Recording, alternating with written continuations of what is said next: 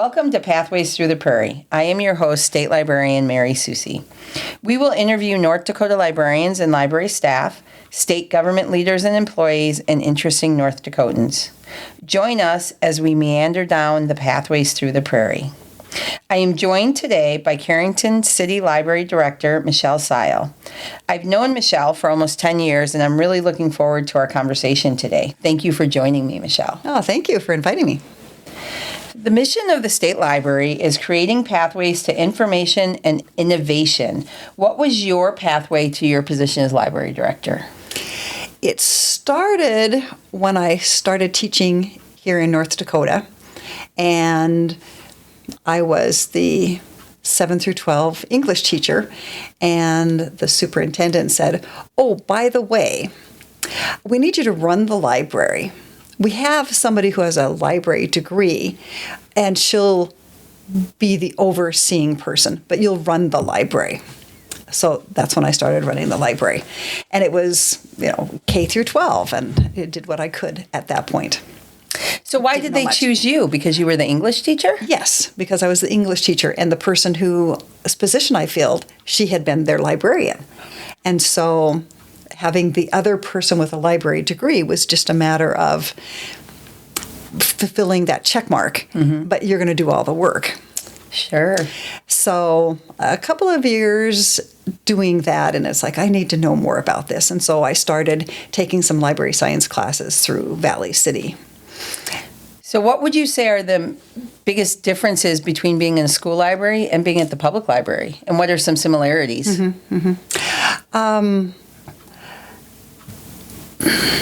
I think in the school library, and again, I was high school, so it's a little different than elementary, where you have so many more kids having lessons and stuff like that. At the high school, it was, of course, meeting the needs of the high school patrons and the high school readers, and connecting with the classrooms and the teachers and trying to help them support their curriculum. And to a certain degree, that's kind of what I do here as far as meeting the needs of our patrons. But that whole curriculum side of things and trying to make that, an inviting place, still something that I try to do in the library, those kind of things. As far as the public library goes, the big difference is that whole element of being the director and being responsible for budgeting and all the paperwork, which is not my favorite thing, but one of those necessary kind of evils. Totally get why administration isn't your favorite thing. What is your favorite thing about being at the public library director? I get to see this huge range of people all day long. And I get to see the kids, and we do crafts, and they play, and we visit. And then I get to see adults and teens, just the whole range, being able to help them find a book that they love. One of my absolute favorite things is when I'm out in the community, and one of those little people sees me. "Oh, look, it's Michele!" And it's like, I almost feel like a celebrity. I used to love that. It's the library lady. Yes. I used to love that when I was a public library director. Exactly, yes. And you've been at this library for how long? 4 years. 4 years. And so there's been some significant changes in this library in those 4 years. You've introduced some new programming. You've changed the space. There's a delightful new children's area. Describing this for people who haven't been to your library before. So where do you get your ideas for programming? A lot of it is, I know other libraries, and I know what's out there, do a lot of reading and conversations with other librarians and things like that. We have patrons who visit other libraries, and they say, "Oh, did you know this library is doing this?" Well, if they can do it, then we can do it. That kind of thing. So just trying to have programs and knowing that programming is important, and trying to develop programs for a whole range of ages and needs is really. And you're basically a solo librarian. You have some part-time subs that help out for programs and whatnot. I would imagine that presents some challenges. So how do you do programs for the whole community library as a person, a staff of one and a couple part-timers? I try to partner with other people sometimes, and when I do have a program going on, I bring in a sub that can run the library while I'm doing a program, but we try to connect with, like, we have a Healthy Communities Coalition, and so if we're doing a program, so we're looking at some things for this winter, we invite them, and then we involve them for helping to put that on and to spread the word and that sort of thing. So it's a lot of partnerships when we can in order to make those programs work. What's one of your favorite programs you've had here since you've been library director? Hands down, story time. I just love to do story time with those little people. Other than that, we did last year, we had a session with the North Dakota Safety Council, and they came up and did personal safety kind of things, really targeting the high school crowd, and I liked being able to do that. I thought that was really important. So partnerships clearly play a big role. Who are some of the partners you're working with right now?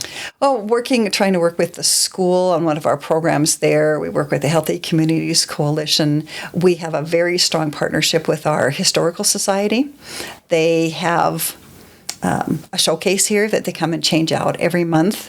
And then we partnered with them to digitize newspapers. And so we have that on our website. That's helpful. So those kind of things are, yeah. And we're working with, we do a lot of work with our chamber office. They're really good about helping spread the word. Oh, that's awesome. Partnerships are so important in today's environment. You had mentioned one of the things that's not your favorite jam is budgeting. And I would imagine in a small library, in any library, the budget only goes so far, right? Mm-hmm. Smaller library, smaller budget. But you are particularly good at getting grants. So what are some of the grants that the library's received? We get a lot of grants to the State Library, the Coordinating Council for different collection development, the digitizing the newspapers. That was one of the grants for the State Library, so we try to take advantage of those. We received in September it was labeled a summer reading grant through the Department of Public Instruction. We received that grant. We do write grants from the North Dakota Community Foundation to help oftentimes with our summer reading. We do write a few requests from our gaming community to get gaming funds to help with summer reading or other programs that we're trying to do, that sort of thing.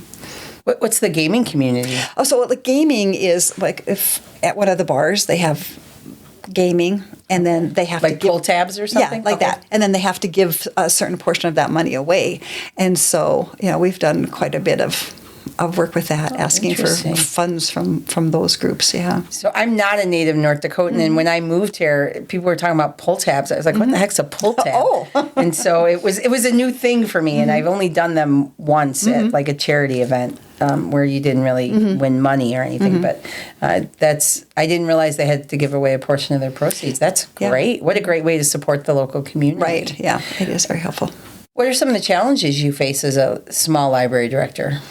Time to get everything done that needs to get done in the course of a day, having to wear all of the different hats, and sometimes running out of time to do all of those different things. So it's balancing and weighing, what has to be done today, planning ahead, that kind of thing. It's just a lot of time. Sure.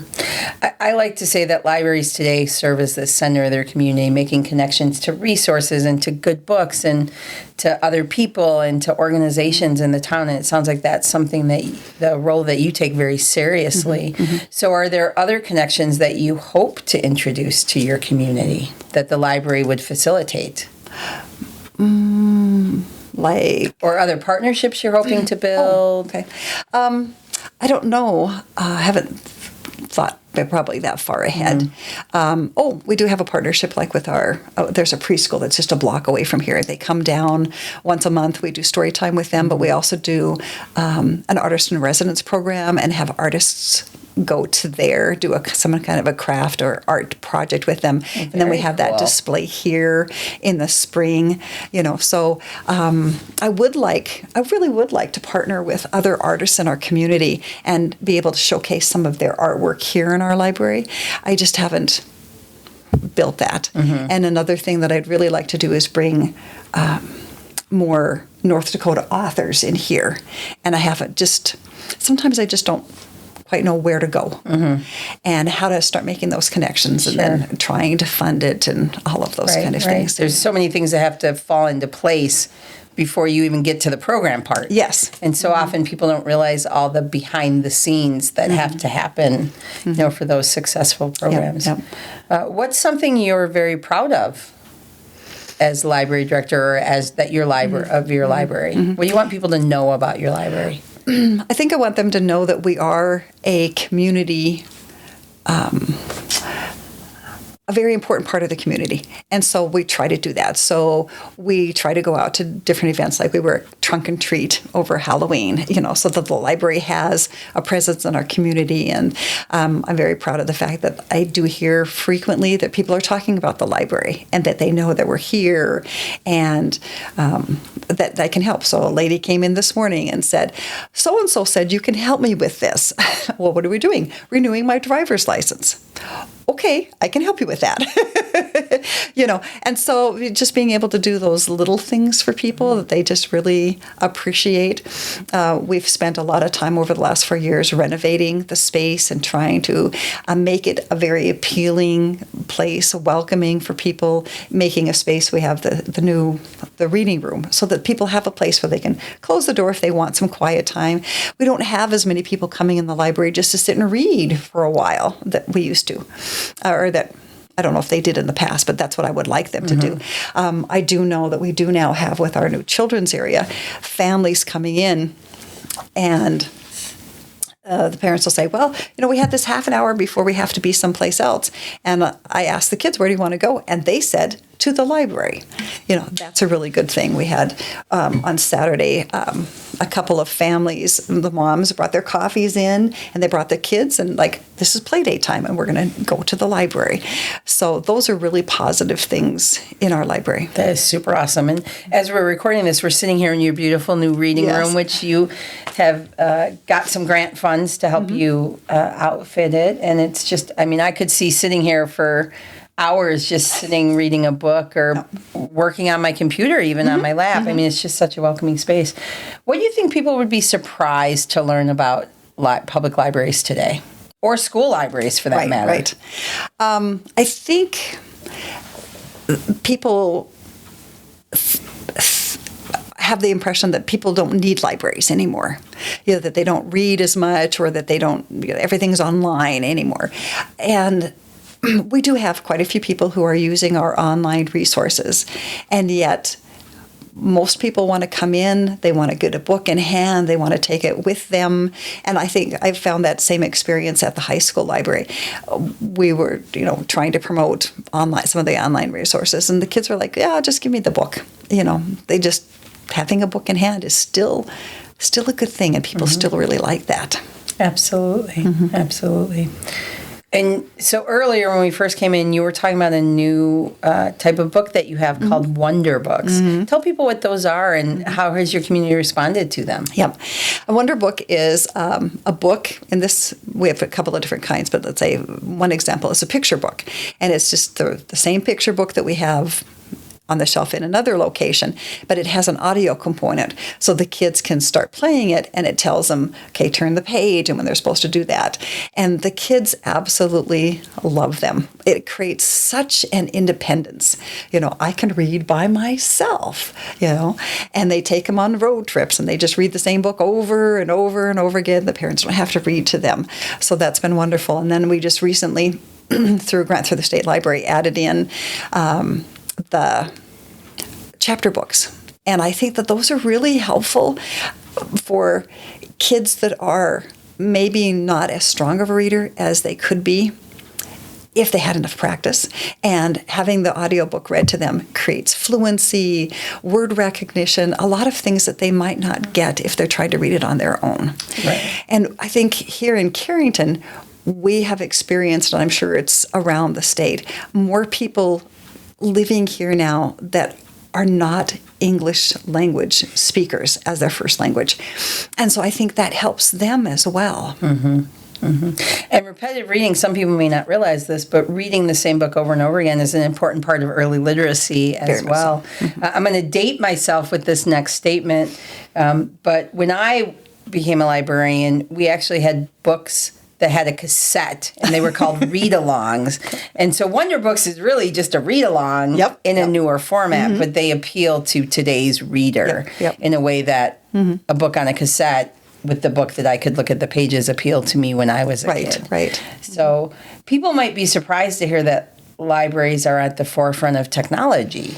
I think there's an impression out there that librarians are resistant to technology and that we're kind of old, stodgy people, and we're really not. What are some of the technologies you've implemented here besides Wonder Books? That's one example of a new technology. Of course, we have Wi-Fi here that patrons can use and computers, but we have a new makerspace. We're just putting in a 3D printer, Lego robotics, STEM to go kits or STEAM to go kits, a lot of that kind of stuff that we're implementing. We've added in to our children's area some playaway devices where they're preloaded with literacy learning kind of activities and STEM kind of activities, and the kids are loving those. They've been checked out a lot. And again, that's through a couple of different grants. Awesome. And so we have a lot of that, and we're encouraging that and thinking that this is a wonderful opportunity for people to be able to have these. I'm surprised. When I came, I honestly thought in the first couple of years that DVD collection would be gone. Everybody streams, Our DVDs go out a lot. And I think a lot of that is because people can't afford to buy all of the different streaming services, so they can, come to the library and take different kinds of, DVDs out from here that they would like to see, so we do get new DVDs all the time. The one part of our collection, and I had somebody call and ask today, do we have books on CDs? And we do. That is probably the part of our collection that doesn't go out a lot. And I think a lot of that has to do with the fact that cars don't come with CD players built in anymore, and so people are traveling, but if you don't have that CD player, it's harder. And so a lot of people are streaming that kind of thing, but we do have audiobooks and ebooks, available to our patrons, as well as, other online sources that we have, like our digital archive newspapers. So if someone is traveling and they don't have a CD player and they want to listen to an audiobook, they can download it through the library for free to their phone and plug it into their car, whether it's through their USB or through Bluetooth. Apple or Android CarPlay, Bluetooth. There's different ways to meet those needs as well. That's interesting that DVDs are circulating. We were in a different library yesterday, and in their children's department, they just eliminated a chunk of their DVD collection because it wasn't circulating and they needed the space for something different. So that very much is a community by community need, and that's why it's so pivotal for the library and the librarian and the library staff to know their community, because you really are gearing services and your collection to your local community and what you hear from your patrons. And I've put it in the paper a couple of times. I write a column once a month for our local newspaper, and I have talked about it a couple of times with some of the questions that have come up about library collections and the content, in children's areas and things like that. And one of the things that I have said is that I put in our collection what our patrons are asking for and what they really desire. We don't have a lot of adults who read fantasy, so I don't buy a lot of fantasy. But I'm more than happy to borrow it from another library if they want, and that's why having that library community is so important for us. So I do that. What do we have patrons that want? The newest books that are coming out. So I have books that have been ordered and they've been shipped and we're waiting for them. And I already have a list of people. As soon as that comes in, let me know because I want to check that one out. And so a lot of times people will say, I don't even get into the stacks because the new things are right here and that's where I go and I pick out the new things. So that's where we're meeting the needs of our patrons because I know, and I visit with them and they ask questions. I get what they want, because that's my job.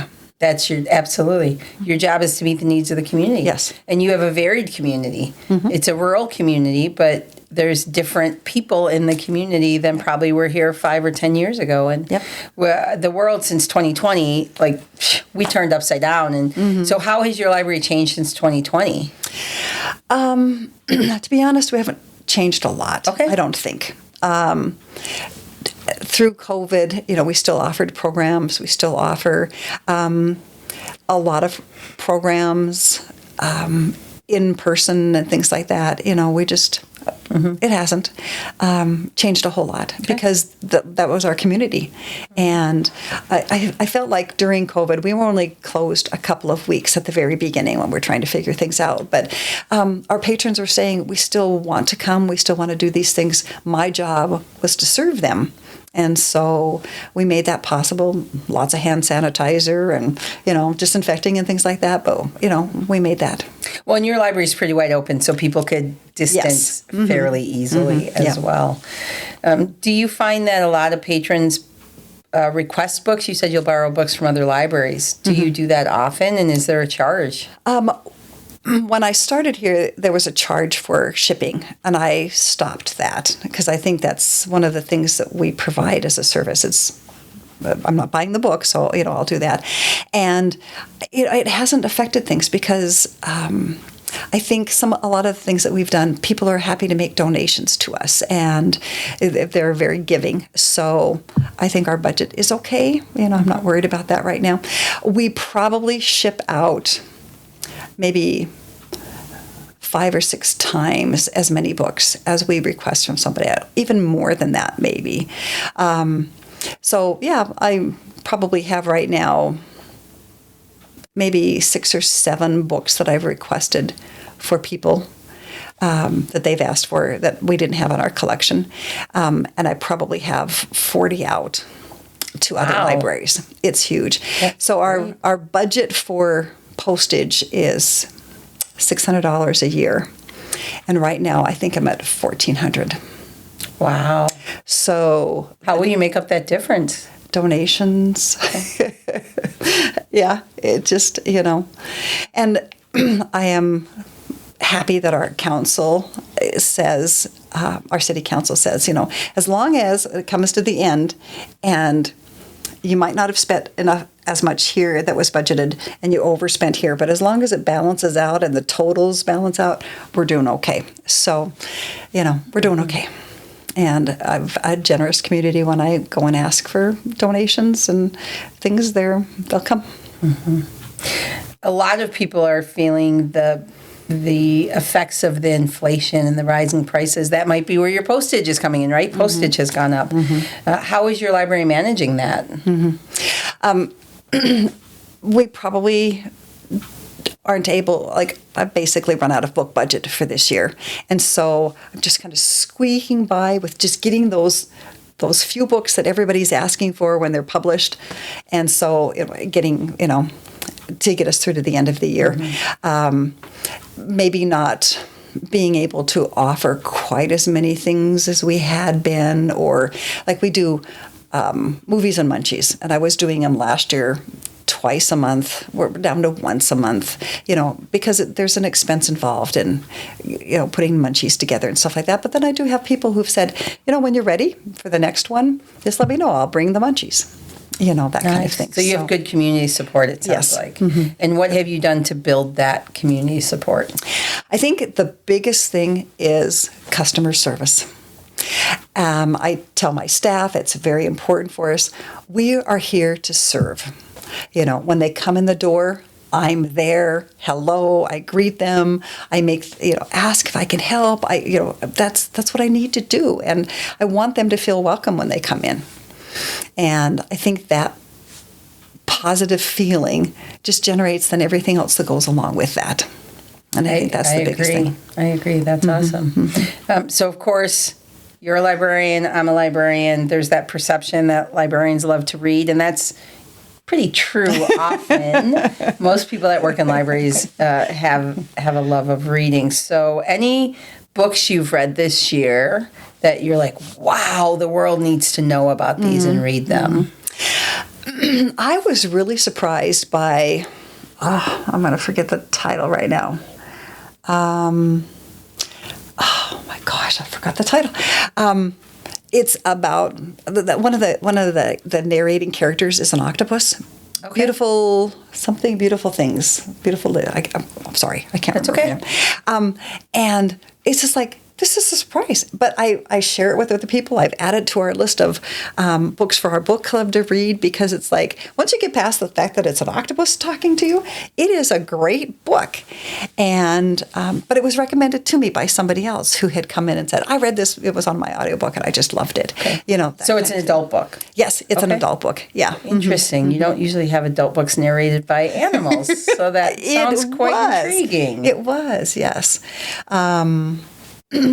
I love children's books. John Jory is an author. I don't know if you like, he's got Sour Grape, and he's just got all kinds of books, and we get a lot of those. And I like fun. I like to read those. I like to read books to the little people where, okay, we're going to do animal sounds, and so as soon as he moves, we're all going to move together. You know, when I do story time. Interactive. Yes, I like to do a lot of those kind of things. Yeah. Mm-hmm. Wonderful. Yeah. But as a librarian, surprise, surprise, I don't get much. I have never read, all the years I've worked in a library, I've never read a book, just sitting in the library reading. Who has time? Right. You know, so other than reading during story time, you know, so I do read, you know, a lot at home, and I use our Overdrive system, our Libby app, so to do audiobooks and ebooks and things like that, you know, so I stay engaged with my reading as well. But I have my favorite authors too. You know, and not that they're going to change the world with the kind of literature they write, but sometimes you just plain enjoy a book. So who's an author that you recommend frequently to people if they're like, just don't know what to read? I have started people on Richard Paul Evans. Yep. And so I had a patron who's been reading him. She came in, I just don't know what to read. I said, well, try this. And she came in a week or so later, and she said, you are evil. You gave me these books, and I can't stop reading them. You're disrupting my life with these good books. I love it. I love it. Exactly. You know, so I really like to recommend Richard Paul Evans. Okay. William Kent Kruger. Mm-hmm. He's very, very popular here. And I just love some of his books as well. And, you know, being in Minnesota, it's kind of nice to have kind of a local connection. Feels like a little bit local collection there. Charles Martin is a very popular author here, and I've enjoyed his books as well. And then personally, I love Janet Ivanovich and her Stephanie Plum series. It's kind of on my bucket list to go to Trenton, New Jersey, and just like see the tasty cakes and things like that, you know. Right, yeah. But it's just fun. It's just because I just enjoy reading them because they're fun. They are. And light. They are definitely fun. Yeah, I love lighthearted as well. I'm a big a cozy mystery series. I love that. I love series where you get to watch the characters, you know, grow through books and new characters get introduced. And one of my favorites that I've read this year is the Cozy Corgi series. Oh, okay. And it's available in Libby. I just really enjoyed that, and that one is set in Estes Park, Colorado, which I've been to, and it's beautiful. So that's probably, if you like cozy mysteries, that's the one I'll throw out to you. Okay. So, well, Michele, it has been so fun to talk to you today and learn more about the Carrington Library. Any last thought that you want to share with our listeners that you would want them to take away, either about being a librarian, about the city of Carrington, about your library? I do love small town Carrington. I think it's safe. I think it's a great place to be. So I'd like to shout out to Carrington because I do enjoy this community. When it comes to libraries, I think support your local library. I think people say, what can I do to support you? And I say, come to the library. That is the most important thing. Share with people that you've been to the library. Go out into your community and let them know that the library is here and we have, resources for them. That is the most important thing. They are the foundation of the First Amendment in our country. Guaranteeing that everybody has that right to read and freedom of speech. And they will be here long past my lifetime because they're so essential. And we need to keep and remember that. Wonderful, wonderful way to conclude this episode. Thank you for joining me today on Pathways Through the Prairie.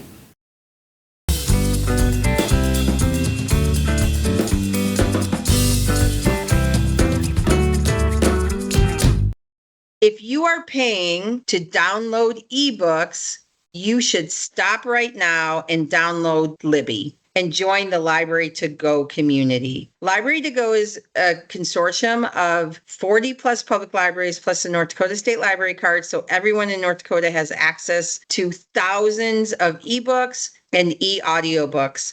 There are all genres covered. There are books for adults as well as kids. Libby has great filters. You can keep track of the books that you've read so you can grab the next book in the series. If you're reading a series and we don't own that book, you click the notify tag and we'll get an email and then we'll consider purchasing it and adding it to the collection. There really is a really rich collection of materials. And I really think if you are a reader, you will find a book you love. And if you are not a reader, you will still find a book you love. If you're someone who's not a reader, I always say it's just because we haven't found the right book for you yet. So log into Libby and give it a try.